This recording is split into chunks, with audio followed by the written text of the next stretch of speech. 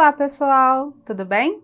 Eu me chamo Anne, sou professora de Biologia e a aula de hoje é sobre a origem dos primeiros seres vivos. Como foi que nós surgimos aqui no nosso planeta? Será que a gente já surgiu da forma como nos apresentamos? Todos os animais são assim como nós já conhecemos? Não. Muita coisa se passou ao longo desses 4 bilhões de anos e meio do planeta Terra. Muito aconteceu por aqui. Então, nós temos que pensar um pouquinho como era o nosso planeta logo depois que ele surgiu. Nós aprendemos como a Terra surgiu na aula passada. Então, agora, vamos prestar bastante atenção para saber como foi que a vida surgiu por aqui.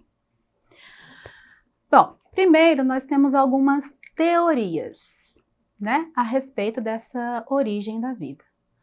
Como será que era a configuração do nosso planeta?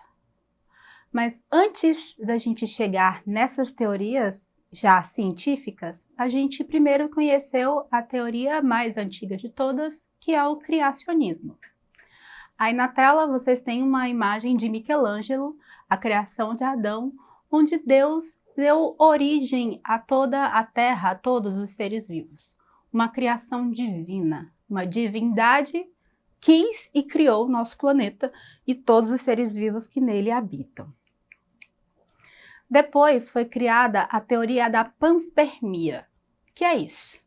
Essa hipótese diz que asteroides trouxeram partículas que geraram a vida no nosso planeta, que aqui era simplesmente uma bola maciça de terra e que esses asteroides, ao caírem aqui na Terra, no nosso planeta, simplesmente trouxeram partículas químicas que passaram a se unir e dar origem à nossa vida. Essa hipótese da panspermia, ela foi criada pelo filósofo grego Anaxágoras.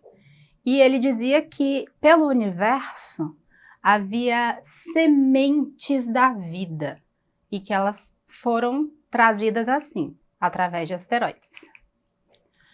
Depois nós tivemos as teorias da biogênese e da abiogênese, não nessa ordem. Lembram? Há umas 2 aulas atrás a gente falou a respeito dessas duas.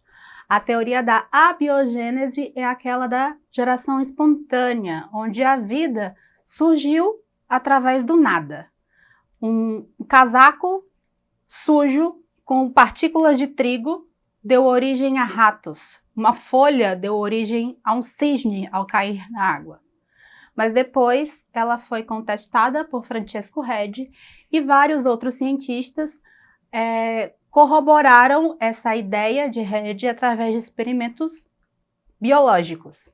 O mais famoso deles foi o feito por Louis Pasteur. E aí depois nós temos uma hipótese sobre a evolução química, feita pelos cientistas Oparin e Haldane.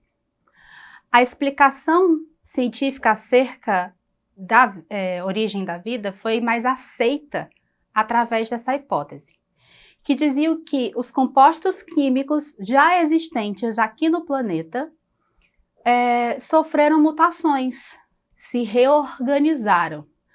Por quê? Por conta dos raios solares, por conta das tempestades de raios. Tudo isso foi modificando o nosso planeta ao ponto que surgiram os primeiros compostos orgânicos, os aminoácidos.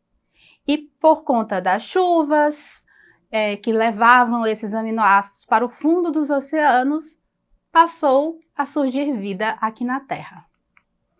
Olhem a imagem.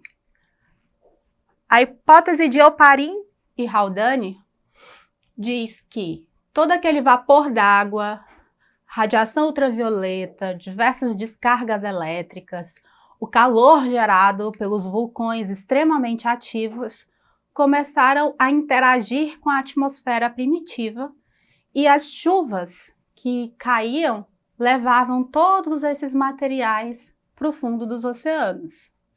E a partir dali começaram a surgir os primeiros organismos.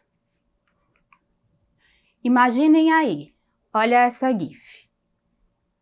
Vulcão entrando em erupção, diversos raios caindo na Terra, asteroides, chuvas, tudo isso acontecendo ao mesmo tempo. Imagina como era a Terra naquela época. Bom, essa hipótese de Oparin e Haldane, ela foi comprovada pelos pesquisadores Miller e Urey, lá em 1953. Vocês percebem que essas hipóteses elas não são tão antigas assim? 1953, nenhum de nós ainda era nascido, mas não faz tanto tempo assim. Eles criaram um experimento em que foi possível simular as condições da vida na Terra primitiva. Como é que era a Terra ali? E o resultado foi, nossa, muito maluco, muito interessante. Por quê?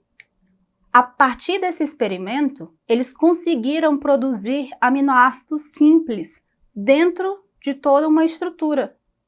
Ou seja, eles replicaram como era a Terra primitiva logo quando a Terra surgiu, há 4 bilhões e meio de anos. Olhem aí o experimento.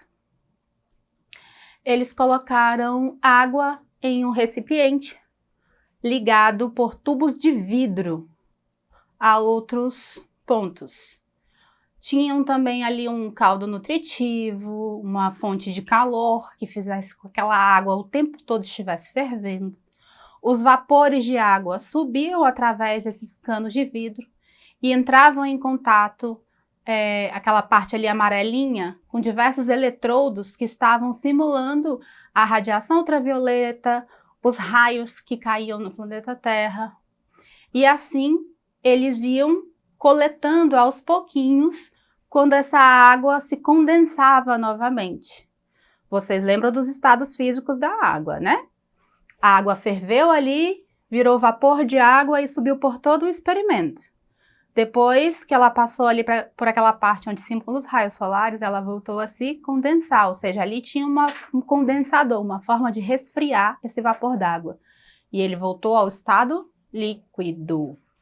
E assim eles iam coletando um pouquinho dessa água que passava pelo experimento. Ao analisar, eles perceberam exatamente a formação de alguns aminoácidos básicos para a formação da vida na Terra.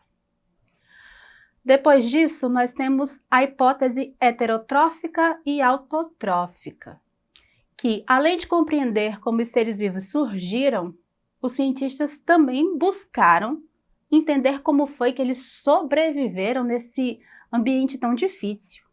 Se a Terra estava muito quente, tinha pouco oxigênio, como foi que surgiu as primeiras formas de vida? Então, alguns cientistas acreditam que os primeiros organismos eles só poderiam ser heterotróficos. Isso se deveria ao fato de que os primeiros organismos eram muito simples. Não possuíam estruturas corpóreas e muito menos eram capazes de realizar um processo bioquímico tão complexo quanto a fotossíntese. Então, eles não conseguiam gerar o próprio alimento, eles tinham que se alimentar das partículas que eles iam encontrando ao longo do caminho.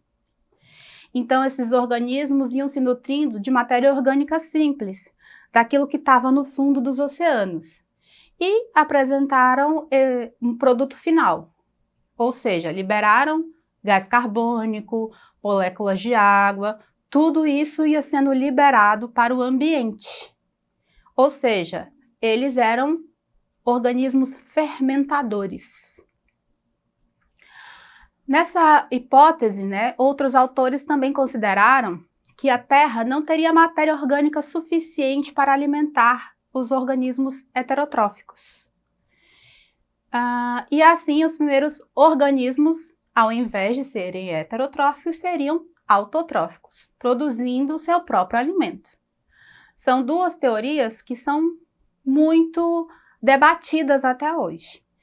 Mas nós sabemos que existe uma hipótese de que os primeiros organismos eram autotróficos, ou seja, produziam seu próprio alimento, e uma hipótese onde os primeiros organismos seriam heterotróficos.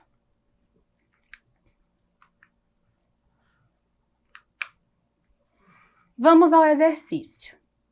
A origem da vida é explicada por diferentes teorias. Em uma delas, sugere-se que a vida surgiu devido à presença de gases na atmosfera que sofreram a ação de descargas elétricas e radiações, fazendo com que moléculas inorgânicas dessem origem a moléculas orgânicas. Essa ideia é conhecida como teoria da abiogênese, geração espontânea, evolução química, panspermia ou seleção natural. Nós vimos ainda agora a hipótese de Oparin-Haldane, que é a hipótese da evolução química. Bom, pessoal, agradeço vocês terem prestado atenção na aula de hoje. Não esqueçam de acessar a plataforma Eduque para ver essa e as demais aulas. Tchau, tchau!